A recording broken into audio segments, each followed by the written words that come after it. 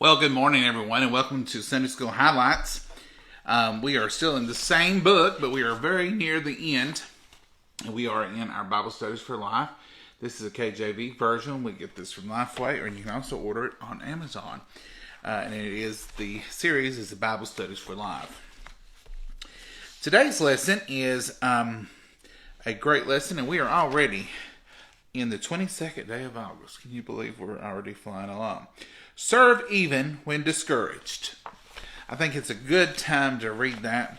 A lot of us are discouraged with the pandemic and not being able to have services, and a lot of people are discouraged. They're not able to go to church in the regular way that they've always gone.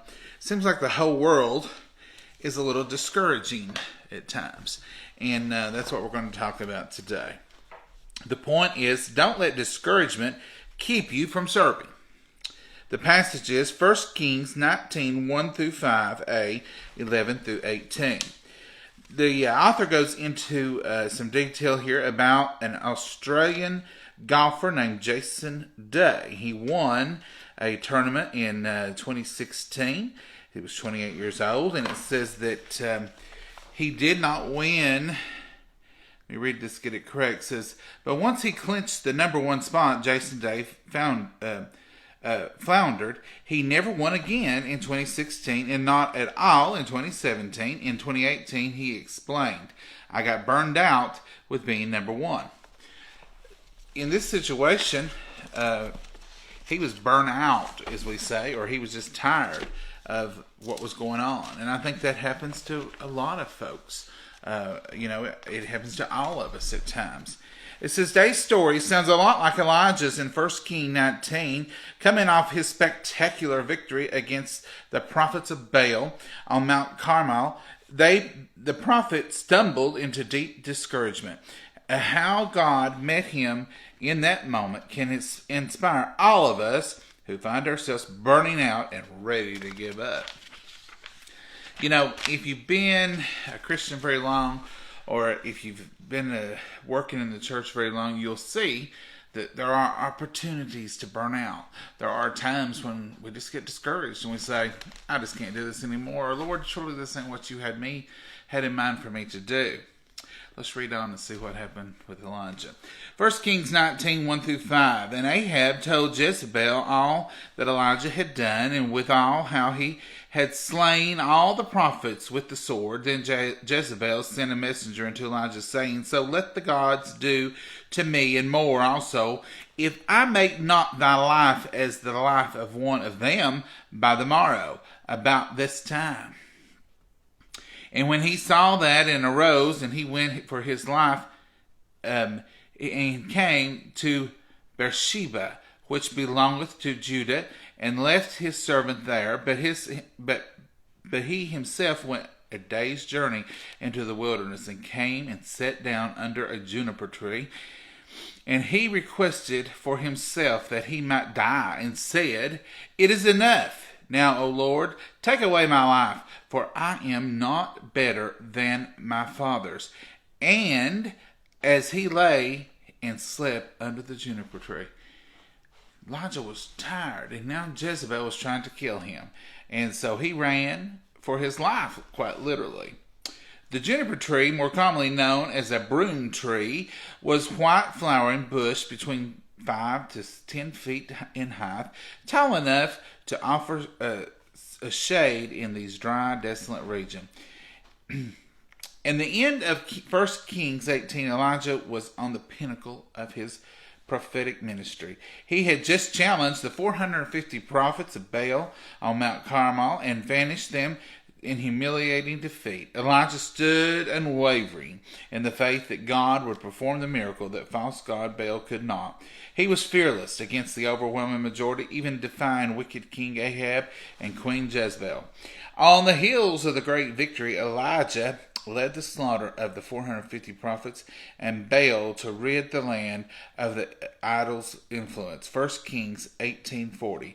Then he warned King Ahab to get ready for the rain God was about to send to end the 3.5-year drought. God sent the downpour validating Elijah's bold faith. Verse 45. Elijah was a picture of spiritual and physical strength. The hand of the Lord was on Elijah, and he girded up his loins and ran before Ahab to the entrance of Jezreel. Verse 46. And that day, in the circuit of Israel's prophets, Elijah was number one. So Elijah had made number one. Everyone knew Elijah. Everyone knew he was a prophet of God. And Elijah himself had seen great and wonderful miracles. He prayed down the fire, and he overcome the whole 450 prophets of Baal. Yet no one is invincible. Elijah had withstood opposition, rejection, and danger. He had prophesied God's truth to Israel. He had left home and relied on God for sustenance. He had been patient with God's purpose over the years. But when he learned Queen Jezebel had determined to kill him, that was the last straw. News of Jezebel's threat sent the bold prophet of God into a tailspin and of fear and despair. He took off running for his life at Beersheba. He left his servant. Apparently, Israel's number one prophet was quitting his ministry. So here we see Elijah. There was the final straw, and he was just going to quit. Alone in the wilderness, he plopped down under a broom tree, which is also known the juniper tree, a large shady protective bush, and prayed to die. In other words, Lord, I'm through. I have done all I can do. Take me out of this. The sudden change in Elijah's demeanor is as puzzling as it was dramatic. What would make one whose faith was so strong run in cowardice with a single turn of events? Danger and opposition were not new to him, and Elijah had just experienced God's power in two miraculous spiritual victories. His response was a very human reaction to long and ongoing struggles that had left him weary and discouraged. Sometimes it's not a major event or the biggest event. Obviously, the 450 people against him must have seemed much greater than this, but it says this was the final straw. Sometimes it's an accumulation of big things and small things that just come, and you're not ready for that last little push. And that's what happened to Elijah. It had been 3.5 years of drought and hiding. The rain had stopped and restarted just as Elijah has prophesied. Elijah had won decisively over the prophets of Baal, but worship of Baal continued, and Jezebel was threatening his life. This wasn't the outcome he expected, but God had a bigger plan than Elijah could have imagined. God would meet Elijah at his lowest point. He would challenge Elijah to finish the race. The writer in Hebrews echoed the message centuries later. Hebrews 11 listed great warriors of faith, including the prophets who endured to the end. They had felt so their hope through persecution and suffering, believing in the promise they could not yet see. Their examples give encouragement to the weary. Wherefore, seeing we also are compassed about with so great a cloud of witness, let us lay aside every weight and every sin, which doth so easily upset us, and let us run with patience the race that is set before us. Hebrews 12:1. What might discourage us when we serve God? 1 Kings 19:11-14.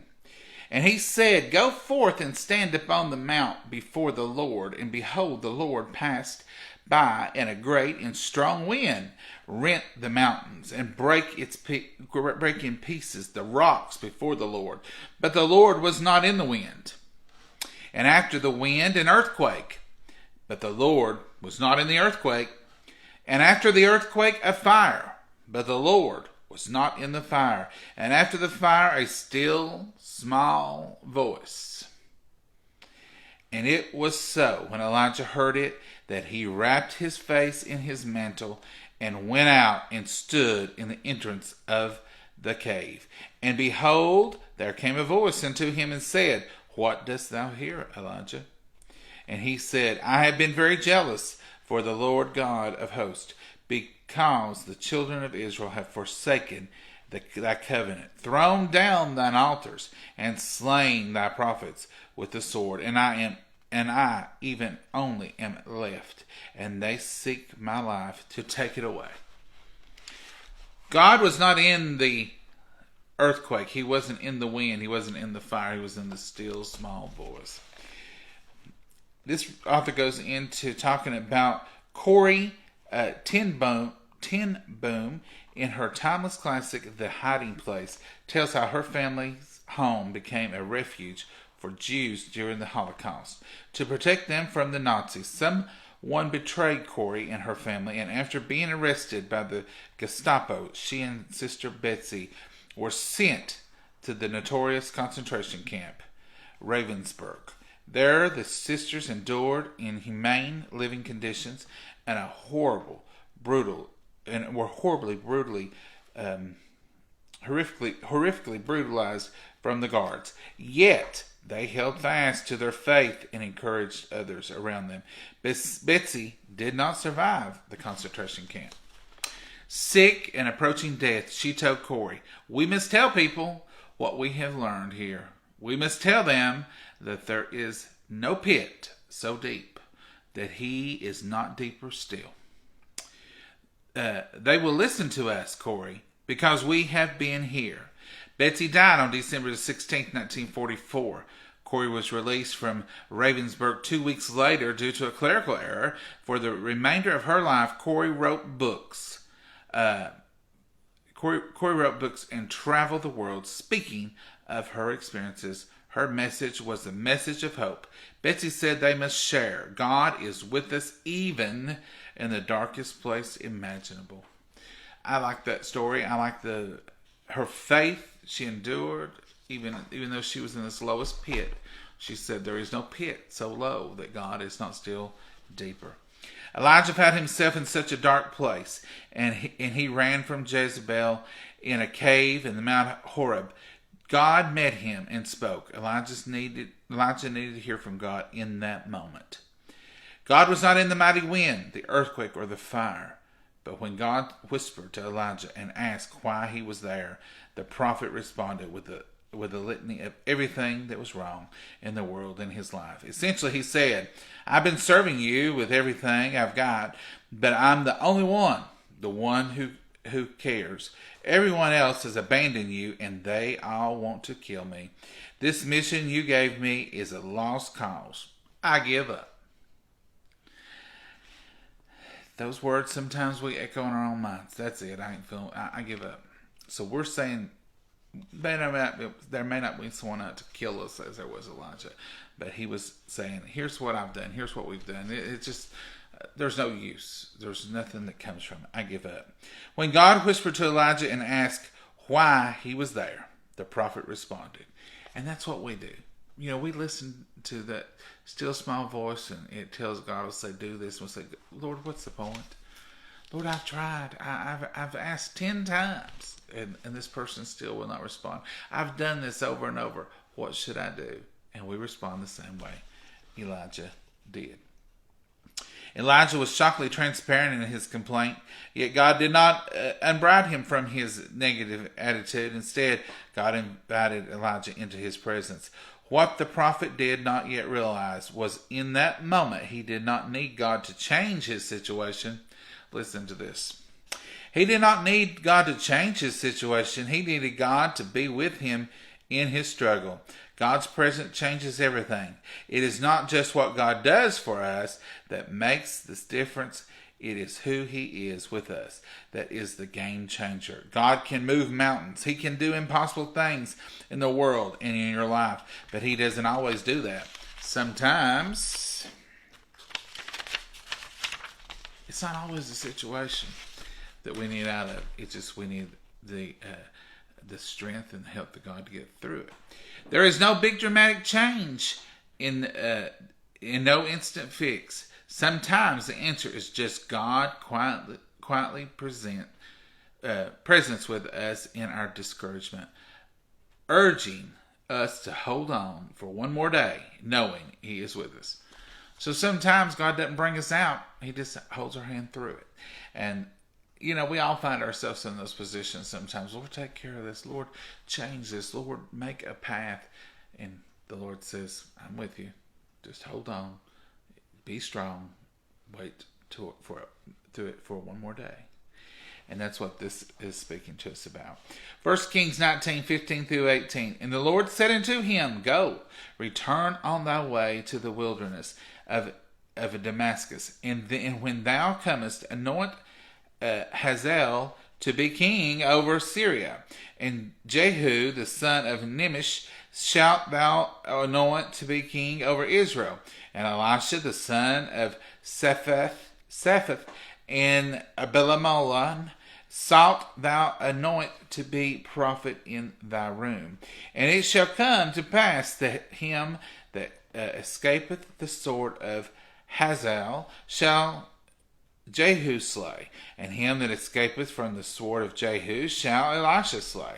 Yet I have left me 7,000 in Israel, all the knees which have not bowed unto Baal, and even mouth which have not kissed him.